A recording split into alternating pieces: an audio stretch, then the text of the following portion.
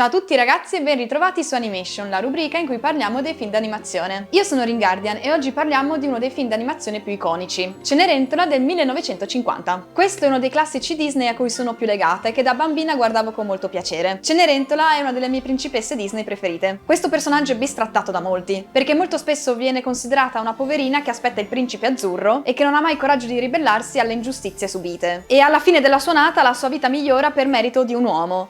In realtà non è proprio così. Allora, innanzitutto, non tutte siamo delle guerriere ultra sgrave che fanno i culi a strisce a chiunque, tipo Mulan o Merida. Esistono anche le ragazze con un temperamento più mite e che appunto fanno fatica a ribellarsi. Cenerentola è la manifestazione del fatto che la gentilezza è la vera forza. È un concetto universale, un po' come per Biancaneve, infatti i due classici hanno molto in comune. Se compirai delle buone azioni e sarai paziente, alla fine tutto andrà per il verso giusto. Che ci crediate o meno, Cenerentola è la prima principessa Disney a salvarsi da sola. Pensate che sia il principe a salvarla alla fine? Beh, questo poteva valere per Biancaneve, ma il principe di Cenerentola non fa niente dall'inizio alla fine. Non ha neanche la premura di andare a provare lui stesso la scarpetta a tutte le ragazze del regno. E lei a salvarsi da sola perché la fata smemorina l'ha premiata per essere stata buona fino alla fine. Se Cenerentola avesse ceduto e si fosse comportata male, non avrebbe avuto un lieto fine. Si è salvata grazie alla propria bontà. Lo so che nella nostra epoca vanno di moda le protagoniste tutte d'un pezzo, forti, indipendenti, che non guardano in faccia a nessuno. Sono la prima ad apprezzarle. Ma questo film insegna che essere buoni non è una cosa da sfigati, ma che anzi è una grande virtù. Una virtù purtroppo molto sottovalutata oggi. Al di là di questo, perché ho voluto parlare di Cenerentola in questa rubrica? Principalmente perché il momento della trasformazione dell'abito è considerato dallo stesso Walt Disney il momento più magico di tutti i suoi film. E perché questa pellicola fu molto importante per lo studio Disney, dato che segnò il ritorno a una grande produzione, dedicata a una sola storia, dopo 8 anni di film come Musica Maestro o Lo Scrigno delle Sette Perle, che erano per lo più film collage di cortometraggi. Cenerentola fece entrare Disney in un nuovo periodo d'oro, e fu con questo film che si impose definitivamente il concetto di classico Disney. Nonostante questo, comunque, non lo reputo il classico più bello in assoluto. Chi ha già visto anni fa la mia top 10 dei classici Disney sa già che Cenerentola non è presente, soprattutto perché non è niente di così geniale come fu a suo tempo Biancaneve e i Sette Nani. Qui le scene con gli animali sono forse troppe e ricordano troppo gli episodi di Tom e Jerry, con Lucifero sempre alle prese coi topini. Anche in Biancaneve c'erano le scene con gli animali, ma la protagonista del film era sempre al centro della scena, il focus era sempre su di lei. Invece qui i topini si prendono troppo tempo. Cenerentola non appare in moltissime scene perché ci sono loro che fanno i dispetti al gatto, tutte scene che potevano essere accorciate secondo me, magari per dare più spazio alla figura del principe, che è estremamente sacrificato. Almeno quello di Biancaneve si rende utile alla fine. E invece questo povero Cristo è completamente in balia degli eventi, si vede pochissimo e non ha per niente voce in capitolo. Invece che perdere così tanto tempo coi topi, potevano mostrare una scena di lui che si ribella al padre, cosa che effettivamente succede poi nel live action, che infatti è uno dei pochissimi che salvo. Ma ho parlato pure troppo, quindi lascio la parola a voi. Vi piace Cenerentola? Oppure è una fiaba che non vi dice granché e quindi anche il film